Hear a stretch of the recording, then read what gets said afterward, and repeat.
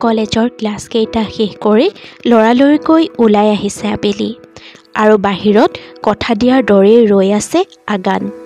বগা টি-চাৰ্ট আৰু blue jeans, বান্ধি থোৱা চুলি আৰু ডাঙৰ কলা ছানগ্লাছ পিন্ধি থকা আগানক দূৰৰ পৰা প্ৰাণ ভৰি চাই লৈছে আবেলিয়ে। তাইৰ বাবে, কেৱল তাইৰ বাবেই সকলো এৰি গুচি অহা তাইৰ মনৰ মানুহ। তাই এবাৰ কওঁতেই এনেকৈ আহি ৰৈ আছেহি। বৰ্মা হোটেলতে আছে। এসপ্তাহ পাছত ঘৰ এটা পাইছোঁ গণপতি ফালে। তেতিয়ালৈকে হোটেলতে থাকিব লাগিব। তই কি ভাবিলি? বলকচোন, কৈ আছোঁ। নিজৰ মাজতেই কথাবোৰ আকৌ এবাৰ জুকিয়াই চালে আবেলিয়ে আৰু তাৰ পাছত কৈ গ'ল আগানক, এই যাত্ৰা জানো এদিনৰ আছিল? কিমানবাৰ যে ভাঙি ভাঙি শেষ হোৱাৰ পাছত আকৌ নিজকে গঢ়িছে তাই, সেয়া আনে নাজানে। ইমান কষ্ট মানুহে কেনেকৈ কৰিব পাৰে? এই প্ৰশ্নটোৰ উত্তৰ বৰ্তমান আবেলিৰ ওচৰত নাই।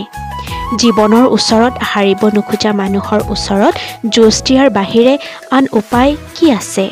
ধুমুহাই এটুকুৰা ছিঙি নিয়া গছজোপাও শিপা খামুচি ৰৈ থাকে। খৰালি শুকাই যোৱা নদীখনো পিয়াহত আঁতুৰ হৈ বাৰিষালৈ বৈ থাকে। বেলিও যি আছে তেনেকৈয়ে। দেউতাক গুচি গ'ল, তাই থাকি গ'ল। এসাঁজ ভাতৰ চিন্তাই জুৰুলা কৰা দিনবোৰতো বৰমাকৰ আদৰে এমুঠি ভাতে তাইক জীয়াই ৰাখিলে। হঠাৎ নভবা নিচিন্তা কিবা এটা ঘটিল। আবেলি ভাইৰেল হ'ল। দুদিনৰ জাকজমক, ব্যস্ততা, প্ৰশংসা, তোষামোদ, তাৰপিছত সকলো গতানুগতিক। তাই নিজে আঁতৰি অহাৰ লগে লগে মানুহেও মনৰ পৰা তাইক আঁতৰাই পঠিয়ালে। তাইৰ বিষয়ে বহু ঠাইত বহু কথাই আলোচনা হ'ল। তাই কাৰোবাৰ বাবে হাঁহিৰ খোৰাক হ'ল। তাই চৰম ব্যৰ্থ বুলি পৰিচিত হ'ল। তাইক ভাঙিবৰ বাবে সেয়া যথেষ্ট আছিল। কিন্তু আবেলি জানো নোহোৱা হৈ গ'ল? আবেলি আবেলি হৈয়ে থাকি গ'ল। আৰু তাৰ পাছত গোটেই সমাজখনেই তাইৰ চৰিত্ৰত আঙুলি উঠালে। নিজৰ মানুহেই তাইক কেতিয়াও নকৰা ভুল এটাৰ বাবে শাস্তি দিলে। সেইবাৰো জানো তাই নোহোৱা হৈ গ'ল? আবেলি আছে, কোনেও নেদেখাকৈ, কোনেও নুবুজাকৈ। নিজৰ মাজতে ধিমিক ধামাক আশা এটা লৈ আবেলি জীয়াই থাকিল। থাকিবতো লাগিবই। ইমান কষ্ট নকৰিবি মাজনী, অকালতে অসুখীয়া হবি। মোৰ একো নহয় বৰ্মা, অভ্যাস আছে। তাইৰ সপোনবোৰৰ কথা, কামবোৰৰ কথা ভালকৈ নাজানিলেও তাইৰ কলা পৰা চকুৰ তলৰ দাগকেইটা বৰমাকৰ পৰা লুকাই নাথাকিল। তাইক কষ্টত দেখিলে বৰমাকেও কষ্ট পায়। কিন্তু কাৰো ওচৰত হাত পাতিব নোৱাৰে যেতিয়া কষ্ট কৰিব লাগিবই তাই। আৰু তাইৰ এই স্বাভিমানী আৰু জেদী মনটোৱে যুঁজি যুঁজি এদিন জন্ম দিছিল শূন্যৰ। যেতিয়া উপায়বিহীন হৈ কাম বিচাৰি ফুৰিছিল, তেতিয়াই মনলৈ আহিছিল এনে এটি কথা। আবেলিয়ে আটাইতকৈ ভালকৈ কৰিব পৰা কামটো হৈছে পঢ়া আৰু পঢ়োৱা। অংকত একেবাৰে বেয়া ল'ৰা ছোৱালীকেইটায়ো তাইৰ ওচৰত অংক শিকি 100ৰ ভিতৰত 60-70 নম্বৰ পায়। প্ৰথম শ্ৰেণীৰ পৰাই নিজেই অংকত প্ৰায়ে 100ৰ ভিতৰত 100 পাই অহা তাই কিছুমান সহজ কিটিপ নিজেই উলিয়াই লৈছিল। সেইবোৰ তাই সকলোকে শিকাব, কিন্তু অলপ বেলেগকৈ। ৰদালিক কৈছিল মনৰ কথাটো। টিউশ্যন কৰিবি? কেইটকা পাবি তেনেকৈ? খুব বেছি 5 বা 6টা টিউশ্যন। 1000কৈ দিলেও 7000 টকা পাবি। তাতকৈ বেছি একো নহয়। 5টা 6টা নহয়, গোটেই অসমৰ ল'ৰা ছোৱালীক পঢ়াম মই। মাথা গৈছে তোৰ? কেনেকৈ পঢ়াবি চবকে? তই কৈছিলি নহয় মই ভিডিঅ' বনাব লাগে, ডেইলি কি খালোঁ কি কৰিছোঁ এইবোৰ দেখুৱাই পইচা ঘটিব লাগে। সেইবোৰ কৰিব মই নোৱাৰোঁ, কাৰণ সেইবোৰে সমাজলৈ একো দিব নোৱাৰে, কাকো একো সহায় নকৰে। আৰু মই এনে একো বিশাল জীৱন যাপন নকৰোঁ যে তাক চাই কোনোবা অনুপ্ৰাণিত হ'ব। কিন্তু পঢ়াৰ ভিডিঅ' বনাব পাৰোঁ, আৰু সেইবোৰ চাই কাৰোবাৰ অন্তত কিবা এটা লাভ হ'ব। যিবোৰ ল'ৰা ছোৱালীৰ টিউশ্যনৰ সুবিধা নাই, ফোনতে চাই সহজকৈ অংক শিকিব পাৰিব সিহঁতে। দূৰ, কোনেও নাচায় সেইবোৰ। মছলা লাগিব মই না? ভিডিঅ' চলিবলৈ হ'লে মছলা লাগিবই। চলিব, মই চলাই দেখুৱাম। মাত্ৰ তই মোৰ লগত থাকিব লাগিব। থাকিবি নহয়? মইতো সদায় আছোঁ জানে মন। কি কি কৰিব লাগিব কৈ দিবি খালি। এতিয়া আলু বাদাম খাম ব'ল। সিদিনা শিৱদৌলত চাকি এগছ জ্বলাই আবেলিয়ে আৰম্ভ কৰিছিল এটি নতুন সপোনৰ আৰু আজি সেই সপোনটোৰ সৈতে পৰিচয় হ'ব আগানৰ। এইটো ঘৰ, এইখিনিতে ৰখাই দিয়ক। সিহঁতৰ পিছে পিছে আহি স্কুটি ৰখাই নামি আহিল ৰদালিও। বলক ভিনি। ভিনি? আবেলি আৰু আগান দুয়োটাই একেলগে চিঞৰি উঠিল। ইছ, মই নাজানোহে যেনিবা, এক্টিং চা দুয়োটাৰ। অলপ টাউনিয়ান ষ্টাইলত জিজু, আমি গাঁৱলীয়া, ভিনি বুলিয়ে মাতিম ন? বলক এতিয়া। ৰদালিহঁতৰ তিনিমহলীয়া ঘৰটোৰ ওপৰৰ মহলৰ অৰ্ধনিৰ্মিত এটি কোঠাত আৰম্ভ হৈছে আবেলিৰ এই নতুন যাত্ৰা। লগত আছিল ৰদালি। ৰদালিহঁতৰ চুবুৰীয়া সকলোকে তাই নিজেই গৈ অনুৰোধ কৰিছিল তেওঁলোকৰ ল'ৰা ছোৱালীক যেন কেইদিনমানৰ কাৰণে হ'লেও পঠিয়ায়। বেয়া পালে নালাগে, কিন্তু তাই কৰাত আপত্তি ক'ত? পুৱা 6 বজাৰ পৰা 7:30 বজালৈ এটা বেচ আৰু আবেলি 4 বজাৰ পৰা 5:30 বজালৈ এটা বেচ।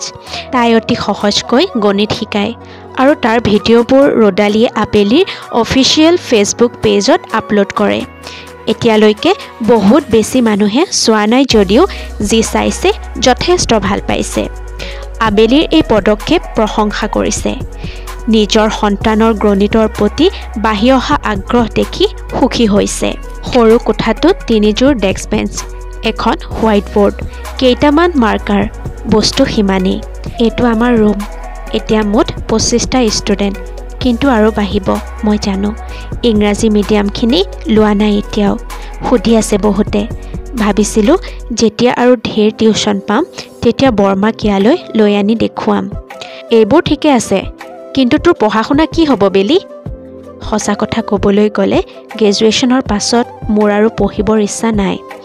এতিয়ালৈকে বৰমা আৰু আপুনি পঢ়ালে, এতিয়া মই নিজেই কিবা এটা কৰিব খোজোঁ, বৰমাক সুখত ৰাখিব খোজোঁ। মোৰ কি মন যায় জানে আগান? মোৰ এই শূন্য বহুত ডাঙৰ হওক, সকলোৱে চিনি পাওক আৰু বহুত ল'ৰা ছোৱালী যোগ হওক। মুঠতে শূন্য এটা ডাঙৰ প্ৰতিষ্ঠান হওক আৰু বহুত কিবা কিবি কল্পনা আছে মোৰ। কথাবোৰ কৈ যাওঁতে আবেলিৰ মুখখন পুৱাৰ বেলিটোৰ দৰেই উজ্জ্বল হৈ উঠিছে। ৱালখনত ভেজা দি ৰৈ একান্ত মনে শুনি আছে আগানে। ইমান দূৰদৰ্শী এজনী ছোৱালী, ইমান নীৰৱে ইমানবোৰ কাম কৰি থাকে, ইমান গভীৰ চিন্তাধাৰা, ইমান অনুভৱী, কিন্তু একে সময়তে বাস্তৱ পৃথিৱীৰ সৈতেও পৰিচিত। তাইৰ আকাশ চুবৰ মন, কিন্তু কাৰোবাৰ ওচৰত ভৰি থৈ নহয়। ফুটুকা চোলা পিন্ধা তাৰ বেলি ফুলপাহ এতিয়া যে ইমান ডাঙৰ হ'ল, ইমান গভীৰ আত্মবিশ্বাস আৰু প্ৰত্যয়। আগানৰ এনেকুৱা লাগিছে সি যেন কোনোবা ডাঙৰ MNCৰ CEOৰ লগতহে কথা পাতি আছে। একেই বডি লেংগুৱেজ, একেই এটিটিউড। আৰু আজিৰ পৰা মই ইয়াতেই থাকিম, তেতিয়া আৰু বেছি মন দি কাম কৰিব পাৰিম, পঢ়িব পাৰিম, ভালকৈ পঢ়াব পাৰিম। ইয়াত কিয়? পিছত ক'ম। ৰদালি, তোৰ প্লেনখিনি কৈ দে আকৌ। য়েছ, মই ভাবিছিলোঁ আৰু অলপ পইচা হ'লেই ইংৰাজী আৰু কম্পিউটাৰ ছায়েন্সৰ কাৰণে ৰিকুইট কৰিম। মোৰ ফ্ৰেণ্ড আছে বহুত, পঢ়ি থকা ল'ৰা ছোৱালীয়ে পাৰ্ট টাইম হিচাপে কৰিব পাৰিব।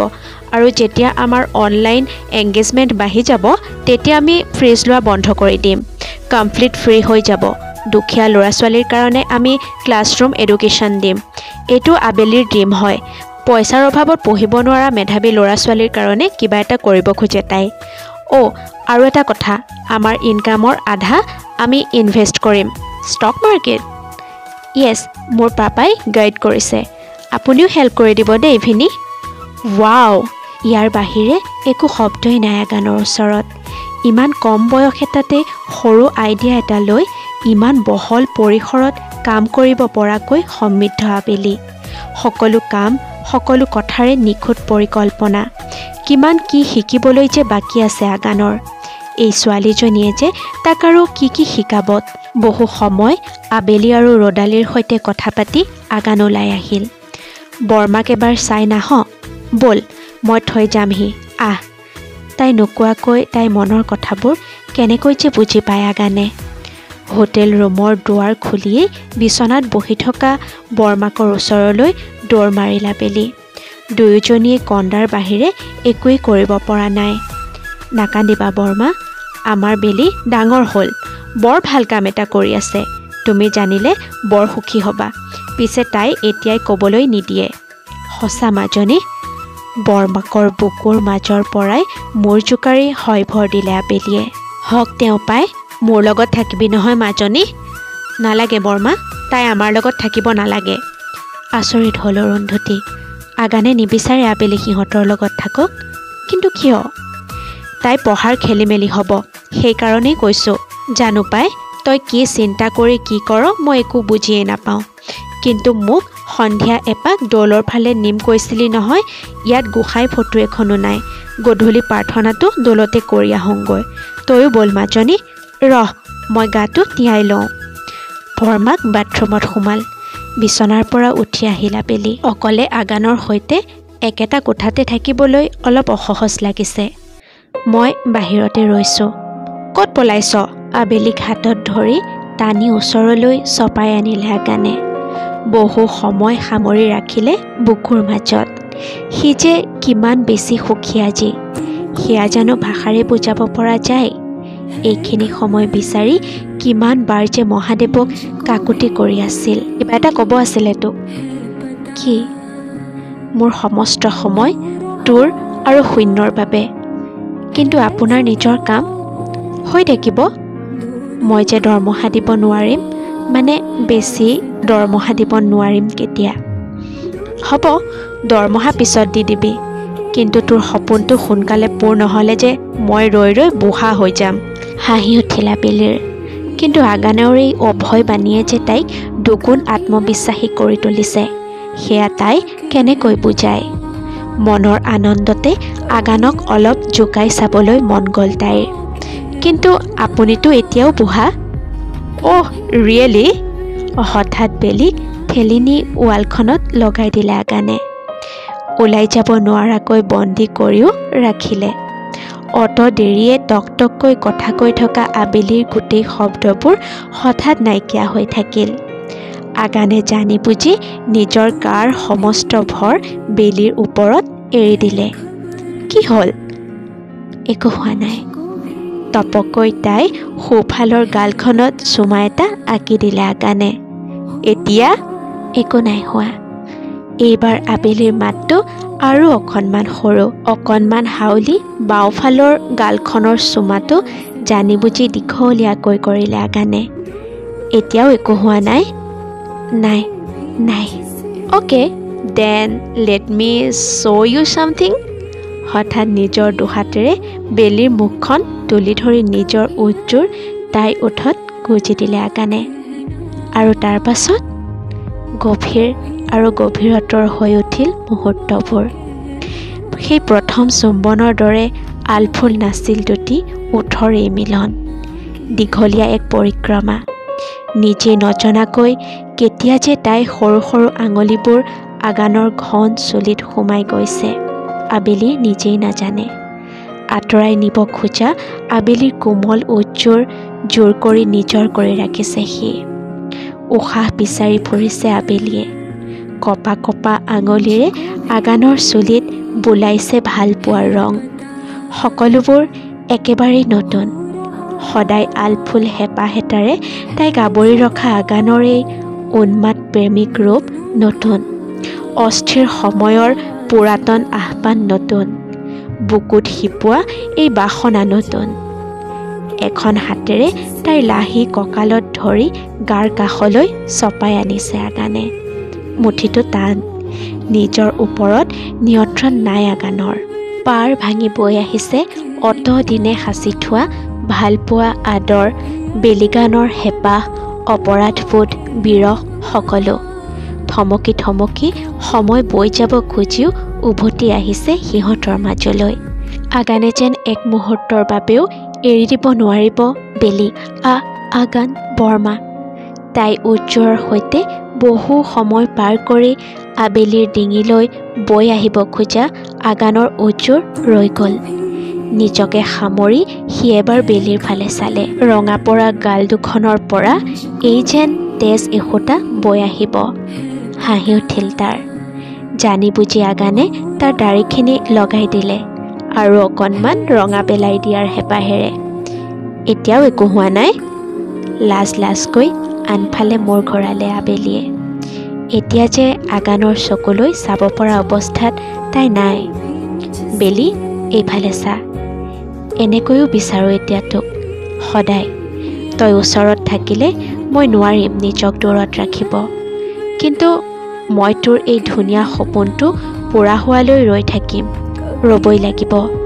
মই যেতিয়া তোক কাষত পাম তেতিয়া সম্পূৰ্ণ মোৰ হৈ আহিবি তই, আৰু তেতিয়ালৈকে মই তোৰ কাষে কাষে গৈ থাকিম।